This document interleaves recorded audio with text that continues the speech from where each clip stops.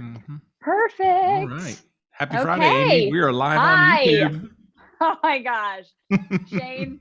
So I know that we both kind of like flew into this video today. Like, we're here.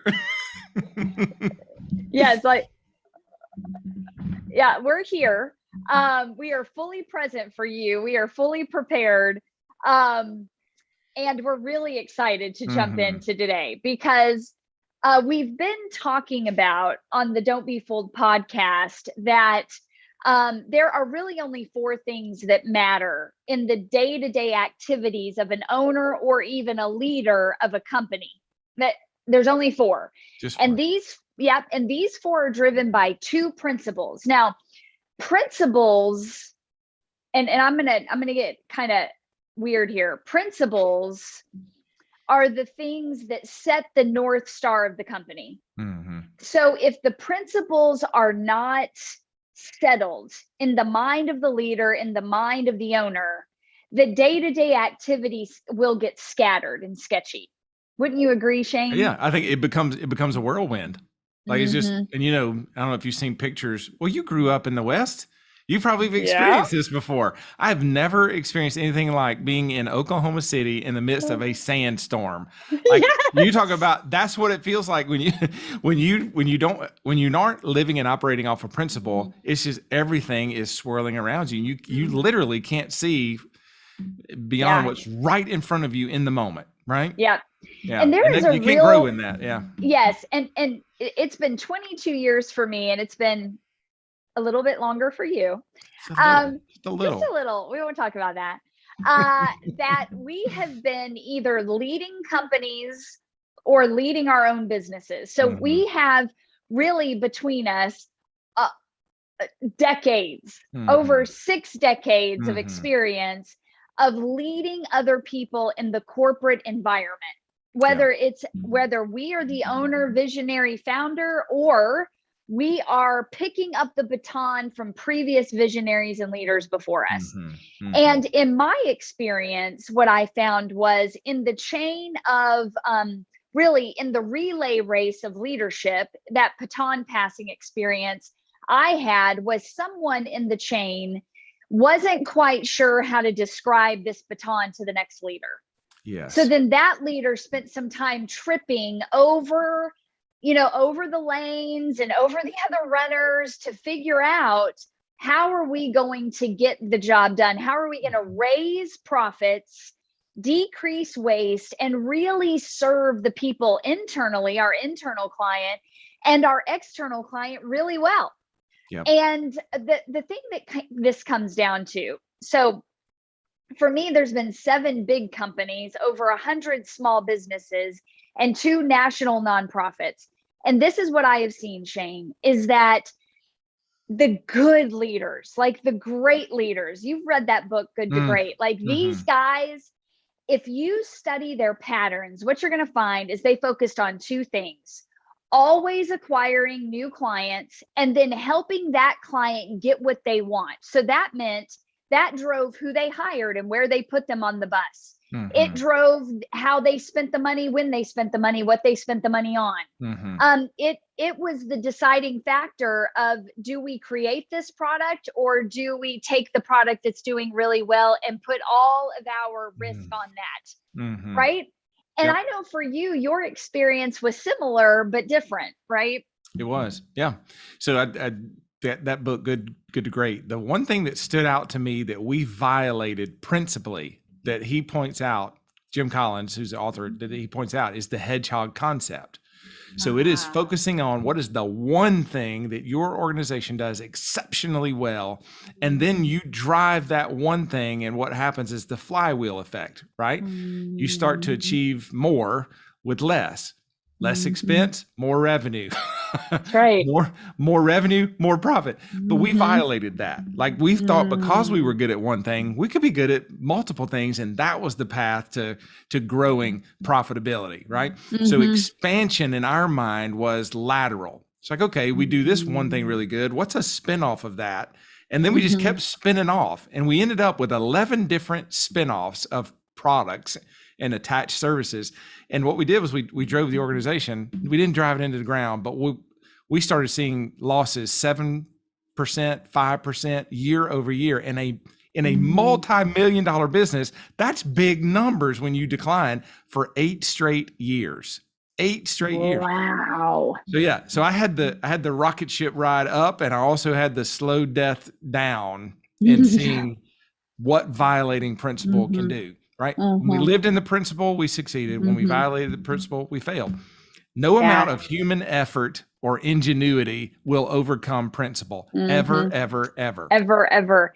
And what I have found is these really great leaders, when they set the course based on priority, which it behind it is driven by principle every single time. We can get around that. I'm a big numbers girl, but even numbers are driven by the people executing the results that the numbers are measuring. People make decisions off of principle, whether they realize it or not. They make decisions off of belief systems. They make decisions off of influence. They make decisions out of fear. They make decisions out of how this is going to benefit them.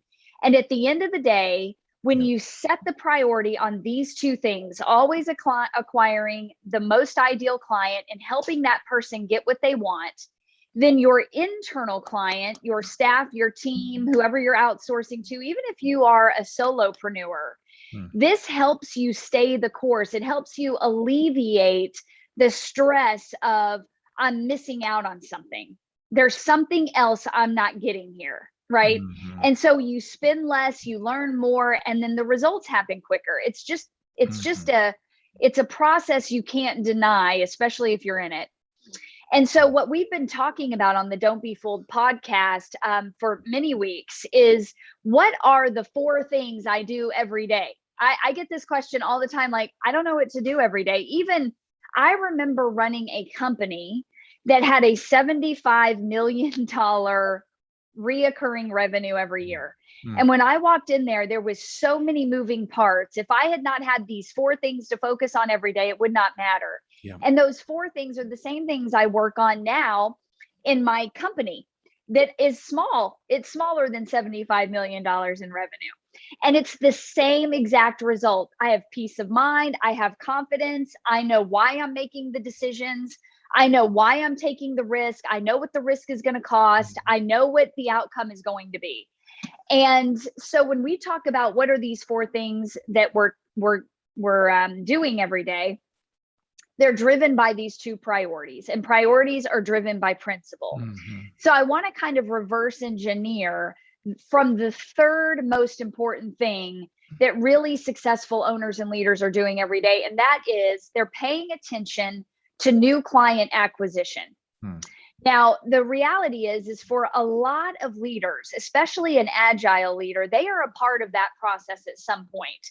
So they might be looking at the numbers at certain levels of leadership. They might be the ones taking the sales calls. They might be part of the training initiatives for the sales team, right? And so it's really important that new client acquisition is one of the 4 things every day that activity is happening around as a leader. Do we know our KPIs around new client acquisition? Do we know why people are coming here? Do we know that we have a rinse and repeat sales conversation? Like, these are big things that need to be checked. We can't wing every sales conversation. I mean, how many times have you been in a sales conversation, Shane, where you're like, okay, you're just trying to get me to the yes and get me out so you can get the next person in here. That's right. Yes. Or get me to the cash register so you can go over there and deal with that person in the store. That's right. Yep. Right? Yep. You've had that experience. I've been there. I'm thinking about a clothing store that I went to. This has been a long time ago. I don't go to clothing stores anymore. I just wear what I always had. Oh yeah, that's true. Okay. I think Reese recently My wife, had to drag she you goes to the store, clothing right? store. This is what you need to wear.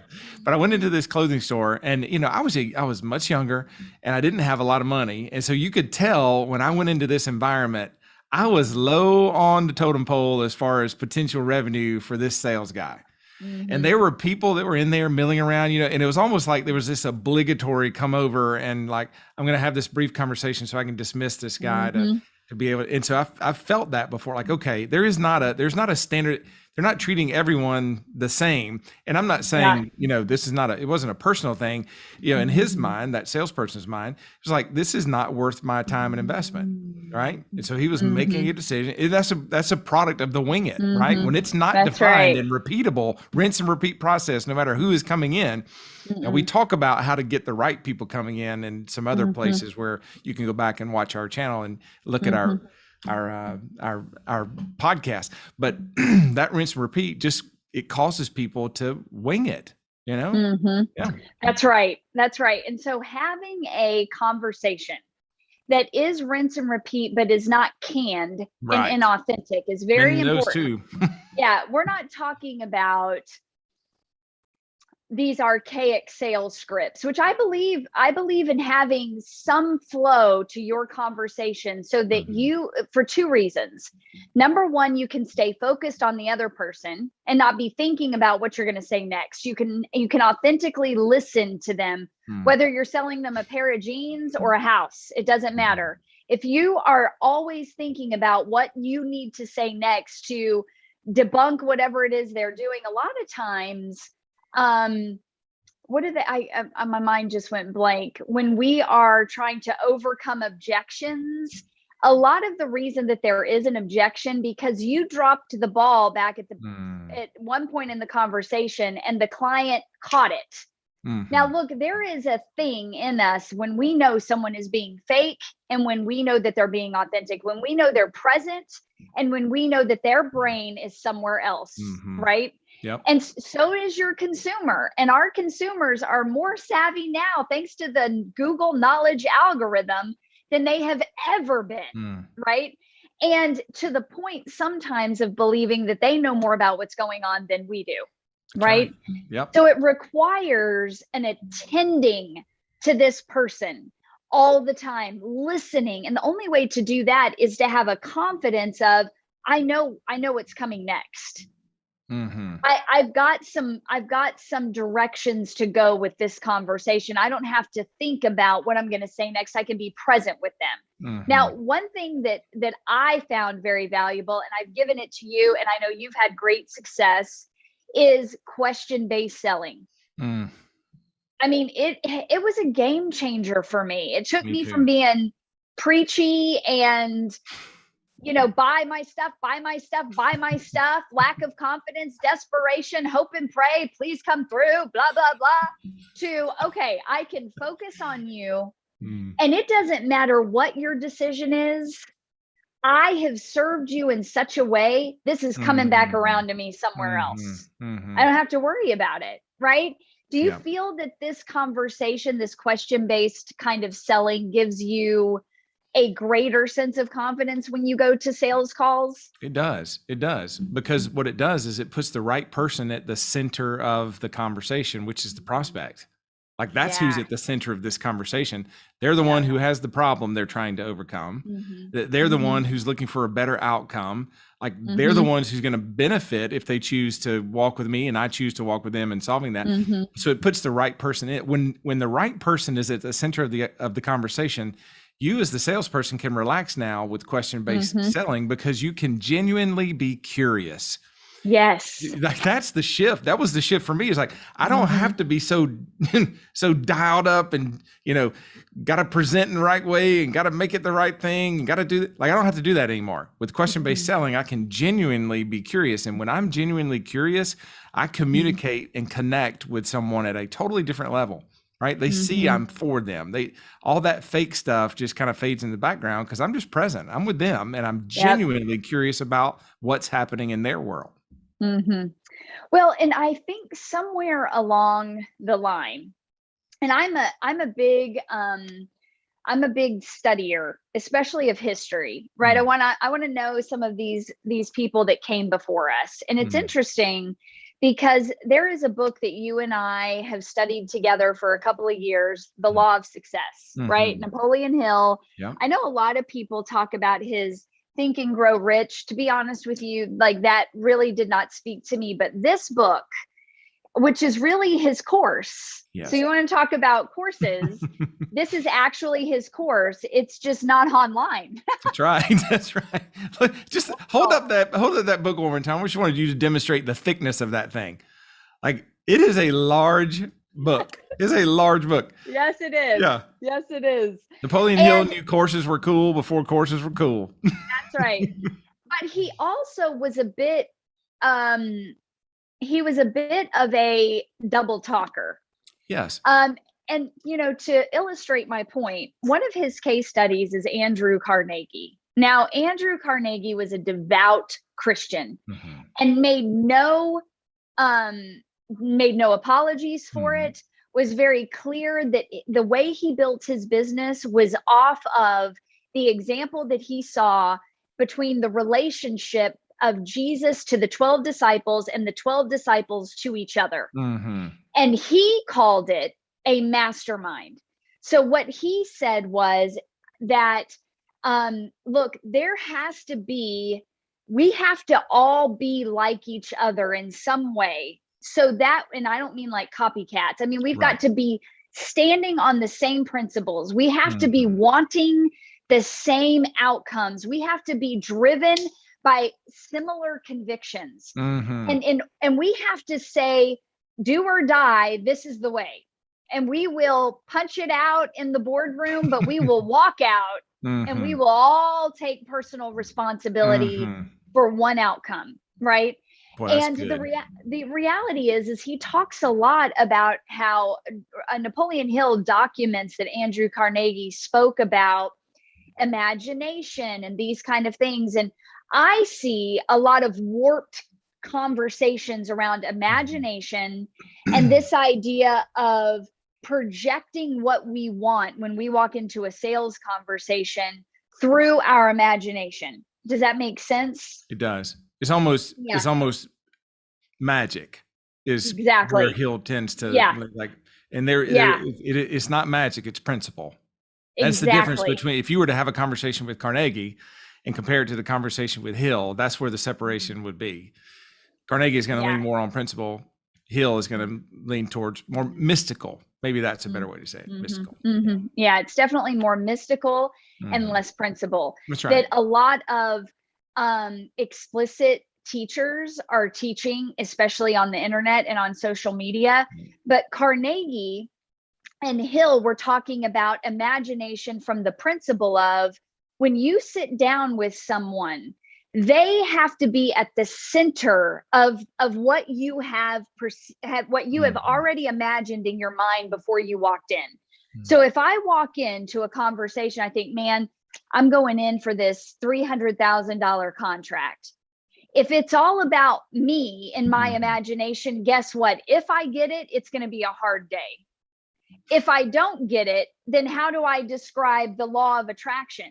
Right. Yes. And the reality is that this principle literally says, if you put into your imagination, and this comes straight out of the Bible, this is what it says: people that think about themselves in their imagination are only going to get bad things in life. But someone that puts the other person in their imagination first will always have what they want.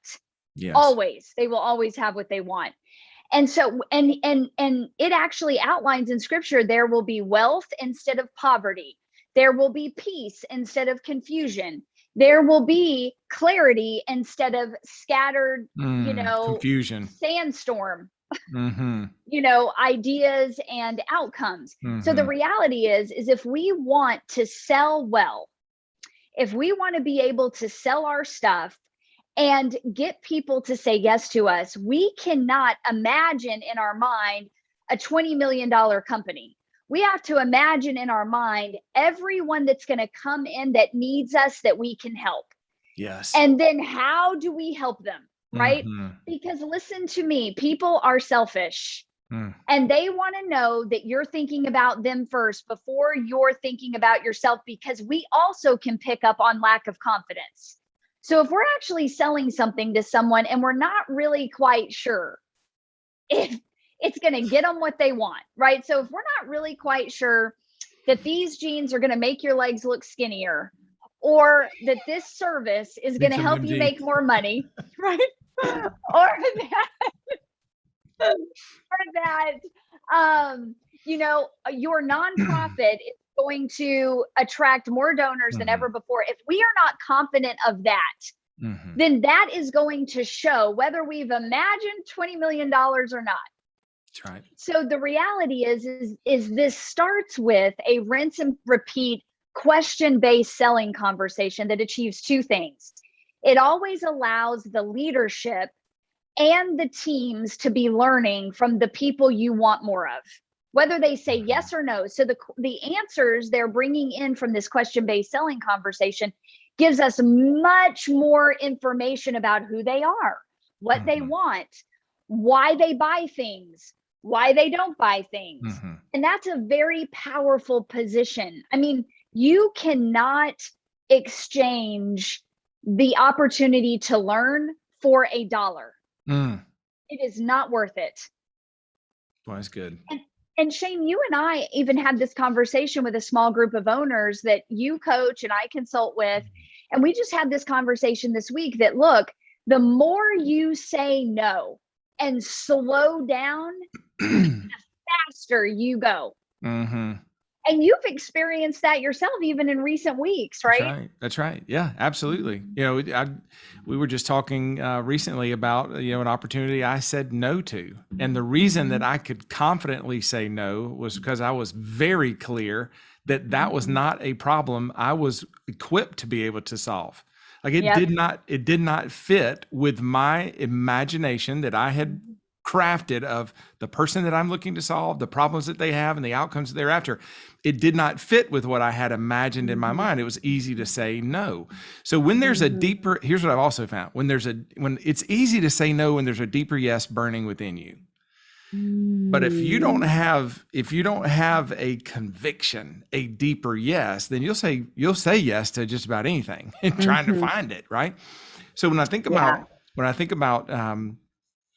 this idea of simplifying the process and being able to experience exponential growth, because that's what's happening in my business, and I know it's happening in more of your clients' businesses besides mine. Like this exponential growth that people are experiencing is because they are slowing down and they are consistently asking a set of questions that are designed to keep them learning more about their prospects, learning more about how they speak to the problem, learning what truly it is that's the motivation behind them solving that. And the more that they understand, the greater their conversion is, because they're present. They don't have to try to make something up. They've heard it before. They've listened to it. They know what's coming when they're in front of the right person. And so they can relax, right? So much of this idea of chasing things on the script side, is born out of self-interest, but it's also born out of this fear of, I might miss something. I never documented a sales conversation until I met you. I never. Really? Never, not one time. I take some notes, right? But I wouldn't refer back to those notes absent of following up to the conversation that I had with the never did I even consider it. And I just wonder how much I left on the table from an impact standpoint. How much did I leave on the table from an impact standpoint because I couldn't see what was being shared with me. Yeah. Well, and you know what? I mean, this is my actual current notebook of documented sales conversations. Every answer. Yes. Every answer. Same. Got my book. Yes, every answer. And you know what's really powerful about it is all around this room that I sit in, like this sticky note right here, there's 1, 2, 3, 4, 5, 6, 7, 8. And all 8 have valuable information that comes from looking at the patterns that emerge from these sales conversations. So I learn, wow, okay, what are they really looking for? And am I still doing a good job of communicating that in the marketplace? Because we're talking about one thing that I want to clear up here very, very specifically is we're not talking about selling to referrals. Right. Look, referrals are inconsistent. They're not even a part of my strategy. You have got to always be predictably and consistently acquiring new clients And 90% of those are going to come from an ice cold market. They don't know you, you don't know them. There has to be some time of trust that is built. Now, that time for us from the first click until conversion is as little as 48 hours. We're not talking about a month or 3 months, and we're talking about big contracts. Yeah, I've got a $5,500 contract that was after 48 hours of being connected to someone. 48 hours. Yes, like that's powerful. That's powerful. It's powerful. I mean, we've got clients $120,000 contracts, Amazing. and it was one conversation, conversation. But because there had been work up to that point, and I don't mean back and forth, I mean one conversation before that was short. 10, 15-minute conversation. Then a video that allowed this person to demonstrate their value to them. And then a very simple question-based selling conversation that allowed this human to get information and also really qualify the buyer. But also allow the buyer more time to solidify trust and to let them see you're confident. You as the prospect don't know how to get yourself from point A to point C, but I know how to do it. And I'm the B, I'm the dash, and I'm going to show you exactly how this is going to walk itself out. Right. Awesome. And so we have to be very clear that sales is not about selling something. The results of putting value first in our imagination on the person that we want to serve, then following that value through and that commitment and conviction through with a conversation that allows us to get good research so we can learn more about this person, better how to serve them, and also give them the time they need to enter into trust with us. When these things are there, the indirect result is the money. Right. Yes. Sales is less about selling something and it's more about serving someone. Oh, Shane, say that again. Yeah. So sales is less about selling something and it's more about serving someone. Yes. The byproduct of that is the financial transaction. Yes. Yes.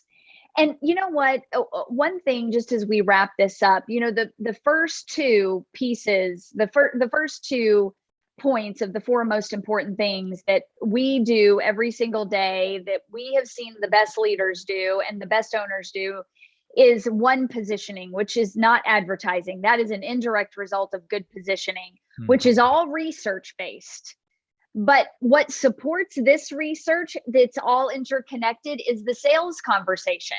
So when you've got good research processes in place in your business or in your company, then the chain reaction is, oh man, the sales team is feeding back information to the marketers. The marketers are always talking to operations. Operations is always collaborating with the chief marketing officer, and the chief marketing officer and the CEO are always talking. So the chain is, we are moving decisions fast, and they're high level decisions because we have a chain in place that's always researching, is always developing, and even the sales process is part of research and development. They're not in separate containers. That to me is a key point. These are not siloed activities, right? They are all interconnected. Yeah. No. And this isn't about like hiring somebody to flash up pretty ads on your social media, on your company's social media page.